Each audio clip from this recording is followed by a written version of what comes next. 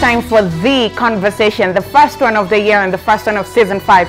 We are discussing the Jubilee administration borrowing pattern, the appetite for debt, and is it a looming crisis for the country?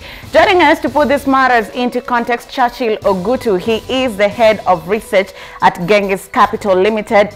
He has also previously served as the microeconomics research analyst November 2016 to February 2020 at Genghis Capital. He was previously the financial research analyst at Orchid Capital Limited from September 2016 to October 2016. That is September 2012 to October 2016. He was also he has also attended the Chartered Financial Analyst Institute from 2012 to 2017 and University of Nairobi, where he holds a Bachelor of Actuarial Science from 2006 to 2010. Churchill, thank you for making time and being here. Thank you, Ndiro, for having me on the show. Great. The Jubilee administration come 2022 would have served 10 years in government. Now, when they came into power, they had a sort of different agenda. They sort of went big, macroeconomics, big infrastructural projects, the SGR, laptops, huge infrastructural projects such as the Nairobi Expressway and LAPSSET. Would you say that this gamble, nearly 9 years later, is it paying, or it has dug the administration and the country subsequently into a rabbit hole that we can't get ourselves into? Yeah, thanks, Ndiro. You've actually put it quite aptly that the current Jubilee administration has been quite heavy on infrastructural development as opposed to the previous regimes put together. We are seeing that there are some cross currents that are coming into play. It's coinciding with the fact that even the China, which has also increased its lending to the nation, has an increase in the world market. China was admitted to the World Trade Organization in 2001, and over the years it started even to have some clout in the global market. And by the time that the Jubilee government was coming into power, it was coinciding by the with the Chinese gradual ascendancy into the world domain, and also its BRI project. So it was coincidental. Those two things coming together and has led to this explosion in the debt to fund the grandiose infrastructural developments that we are seeing by the current administration. But having said that, and looking at even the thresholds that the government is looking at, the government is looking at return on investments of roughly 10% on any of the infrastructural development projects that they are getting on board into. Public capex, roughly 100 billion, 330 billion shillings. We've seen that some of the numbers coming from Kenya Railways corporations just tied to the SGR project. Let me leave it at that point. The jury is out there to the viability of these grandiose projects. We'll talk about the cost-benefit analysis later on in the conversation. But now many Kenyans are wondering, how did we get here? When President Kibaki was leaving office, debt was about 1.8 trillion. Right now, if we factor in the 3.4 billion, or rather trillion, that the IMF is saying we must factor in, our debt is at about 10.4 trillion, about 1.4 trillion on top of the 9 trillion debt ceiling that has been set. How did we get here? How can a country in a span of 9 years nearly borrow 10 times of what it had borrowed 10 years ago? Two things come to the fore. The first one is now the increased spending, and now skewed towards government infrastructural projects. Now the usual recurrent expenditure, or some of these small-scale development expenditure, which can be easily financed from revenues. Now we see with the huge infrastructural development projects occurring at the same time, now that necessitated the fact that now we have to go and borrow those funds to fund for those projects. So that has been the main player that we are seeing, the Jubilee administration coming in big scale infrastructure development projects. Like the previous administration in particular with the Kibaki administration, which it was intent on a balanced budget, closer to a balanced budget, whereby the revenues, this is the tax revenues and the non-tax revenue, could be closer that in any given financial year. But that has not been the case, and that has now led into this increase of close to 6 trillion shillings of new borrowing that we are seeing. Of course, with the public debt limit at 9 trillion, it's quite worrisome, the trend that we are going. And what you correctly put out, that IMF has called that some of these contingent liabilities, some of these fiscal risks that are not being have not been factored in. Ultimately, the government now has to come and backstop them. That is now the contingent liabilities, or even the parastatals, because some of them go and incur some of these debts. And ultimately, if they are not able to repay back those debts, it's now it now boils down to the taxpayer to foot that bill. And that's one. And also the PPP projects, it's close to around 200 billion. So in the event that they go belly up, meaning that they are not viable as is expected, that could now mean that the taxpayer will have to pick up that tab, and now that is an increase of another 3.4 trillion to the public debt that we have. Great. Now let's pick up a point that you'd raised earlier on cost-benefit analysis, SGR, Nairobi Expressway, LAPSET, megadams like Kimwarer and Aurora.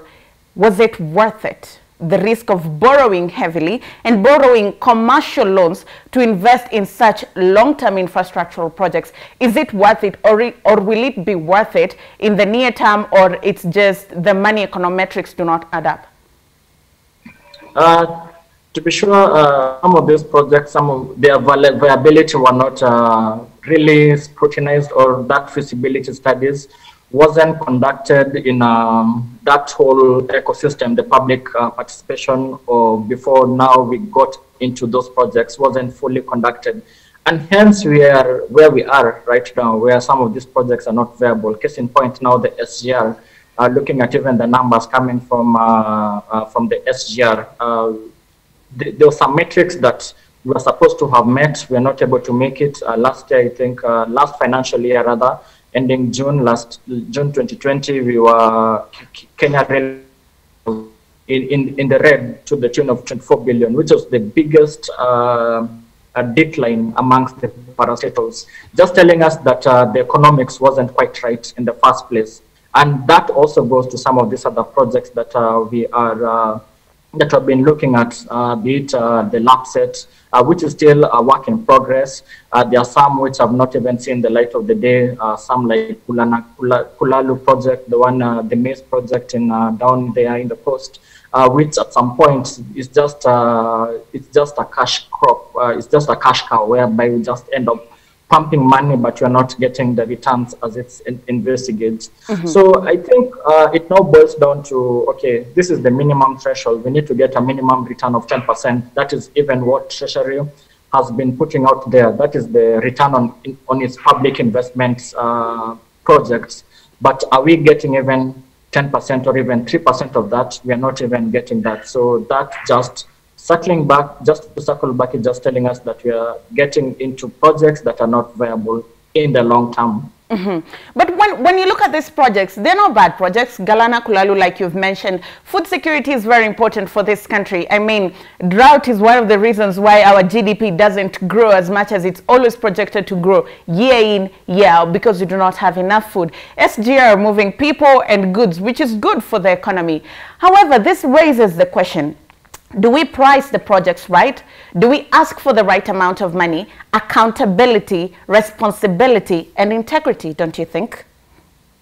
Yes, you brought some really heavy things that we need to consider. Yes, and that also brings to this big issue about public debt transparency. Right now, we are at a point whereby the public debt register is updated as at June 2018. So 2.5 years down the line, we don't have the correct detailed some granularity into the public debt register and what each of the loans that you're getting into, where are they going into, at least to ascertain the viability of that. In parentheses, the uptake of the DSSI, the Debt Service Suspension Initiative, by Paris Club countries and also now the non-Paris Club countries. One of the requirements that now can have to put out there is now its public debt transparency, and that is quite critical. 2.5 years down the line or behind schedule in terms of giving us an up-to-date public debt register. So it's quite critical for us to do the whole assessment of public debt and also the viability of the projects. To go back to the square one of that is now having that public debt register being put out there in the public domain so that you can be able to see, okay, if you're getting X funding or we are getting a loan from China, it's going to be for what is this project, what will it be? And over and above that, we need also to get some of these contracts or some of these behind the scenes negotiation or what perhaps say case for the SGR, whether at all we might have some of the public assets being now attached to the lenders in the event that we are not able to pay that loan. So that could also make us assess the cost and benefit analysis of this project that we're getting on board. Mm-hmm. We'll come to debt servicing suspension and what happens if you're not able to pay the loans in a short while. But you've mentioned China. And China is one of our greatest lenders after the World Bank, over 20%, about 21%, World Bank 25%. And these are commercial loans that we're getting from China. And we are borrowing at very expensive rates, bearing in mind we're a developing country, 7%, 9, 12, 15% over shorter periods of time, 7 years, 8 years repayment period, 12 years, maximum about 25 or 30. This raises the question, there are concessional loans from institutions that we can get as cheap as 1, 2, 3% at max 5%. Why aren't we going for this type of funding? And what does it mean when we go for commercial loans? A few cross currents also coming into play. The first one is this whole dalliance with commercial loans started started to gain traction as early as 2014. This is around the same period whereby Kenya rebased its economy, and now it was 25% higher the previous year. And now we are now known as a lower middle income country, treated as a poor country in that in that specification, and hence we are not able to get the concessional loans from the multilateral lenders such as World Bank in attractive rates as when we were classified as a poor country. So that meant now that from 2014 we've been getting into some of the commercial loans, be it Eurobonds, and also that's when also the commercial loans from Chinese policy lenders started picking up steam from 2014 onwards. And it's also coincidental that around that time is when even the Jubilee administration came in earnest and with this grandiose infrastructural development, as I mentioned earlier. That said, looking at the math, the costs of servicing the commercial loans are quite exorbitant vis-a-vis now the multilateral lenders, which is hardly it's hardly above 2%. But now we have concessional loans, some of them in the Eurobonds is from 7% onwards. With the Chinese lenders, as you've correctly put it, is close to 20% of the overall loan book towards Kenya. We are seeing that some of them are at variable rates. So whereby by variable, I mean that it's varying by the time you are getting the payment. Some of them are priced at LIBOR. LIBOR is now interbank offered rate, and then there is some additional premium that you're supposed to pay. In particular for the SCR projects is around 3%, 3.6% above the LIBOR rate at any given point. But they are still expensive, bearing in mind that now we are getting in Kenya shillings, and then we have to convert them to dollars or whatever currency that those loans are priced into. So there's that element about the currency risk of the as compared to the end of the year was now 7% expensive from that perspective only. So if you now increase some of this premium over and above the base benchmark rate that is on the LIBOR. It's just making it closer to the 7% that is now being paid to commercial loans. Very briefly, Churchill, when you borrow as extensively and as expensively as Kenya borrows, and the huge amounts that we borrow, what sort of debt repayment plan do you need to put in place to ensure that when money is due, you have it to pay back? For any loan, amount of loan that you pay, if it's for 10 years, you'll have to pay it at the very end of the 10-year. But with concessional loans, you're repaying it gradually over that 10-year period. So that you're having a bullet payment at the end of the 10th year because of the fact that now you're staggering. So that is ensuring that the debt that you're getting is quite sustainable, but that is not the case now with the commercial loans. Okay. Looking at where we are, how things are currently, one can't help but wonder, we are losing a third of our income to corruption, as the president said, 2 billion on a daily basis. If you look at recurrent expenditure, it's ballooned and it swallows a huge chunk of the national budget. The Paris Club has suspended debt of about 32.9 billion shillings. We are seeking for G20 to suspend about 40 billion. We're in conversation with China to also suspend our payment. But it's just for a period of time. Once 6 months elapse, come June, July, we have to start figuring out how to pay back this money, lest we risk defaulting. How do we ensure that by December, when the payments are due, or June, we have the money? Or how do we cut on our expenditure to ensure that we have some money left to be able to service our debt? Yes. Now the math for this current financial year, we have close to 334 billion external debt servicing. That's the external debt servicing cost. Last week we received 33 billion from the Paris Club bilateral lenders.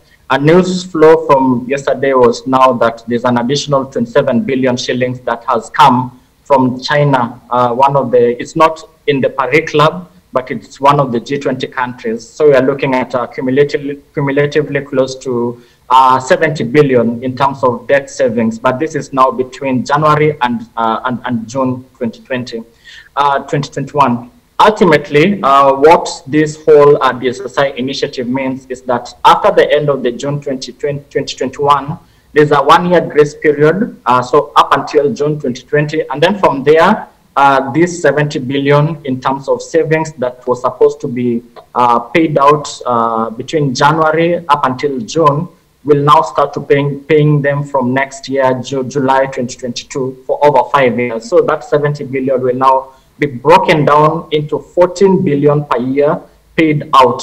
But having said that, it is still not as huge in terms of savings, because between 2022 up until 2027, we'll still have to pay back that debt. How do we shrink our in-house spending to ensure we have money to pay our debt? Our spending. But that is not the case. Right now, we are the crux of getting some supplementary. Hearing the rhetoric from the government, there's a post-COVID-19 economic recovery strategy. So expansionary, which means that it will also increase spending, which just, on one hand, we are trying to get savings, but on the other hand, we're still increasing our expenditure. But that said, that is offset by the tax relief measures that were reversed at the end of this year, and also the introduction of some of these new tax measures, be it minimum tax, just to offset this.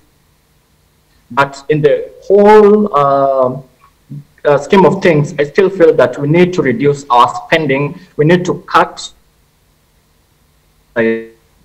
just running this explosive spending, which now increased public debt requirements. Two things as we wind up.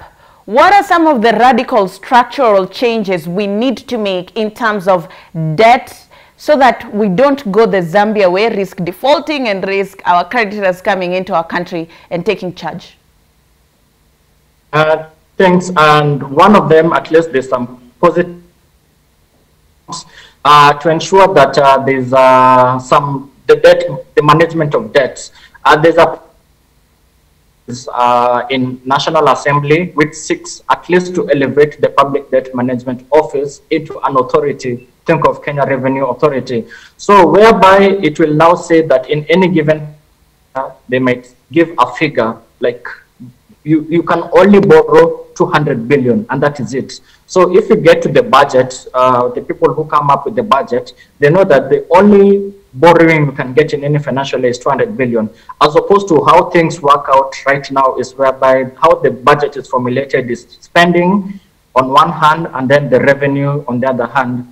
And if the deficit on revenues is now the borrowing, now that has now taken us to even 1 trillion borrowing that we are seeing in the current financial year. So in the event that we have an authority, it will have to dictate that no, we can only borrow 200 billion. So however you formulate your budget, just know that this is the maximum amount that you can be able to borrow. So that will take us to a more sustainable level. Okay. The other one, of course, is now to reduce the spending. Should the Jubilee administration in the next 2 years borrow, or this is it? They should just cap it, whatever's not done. Either the next president will do it or it will be left like that, or KRA has to raise the money. Which way for Jubilee? 30 seconds. Revenue. They have to increase revenue where possible, as opposed to overtaxing people. And the other one, what have been, I'll keep on re-emphasizing this issue about reducing our expenditure. We just need, we don't have to go to 3 trillion budgets each and every financial year. So as this Jubilee administration come to an end, perhaps this is the final shot that they might have of reducing the expenditure for the next financial year. Chachilo Gutu, that's where we leave it. Thank you. Thank you. Thank you for making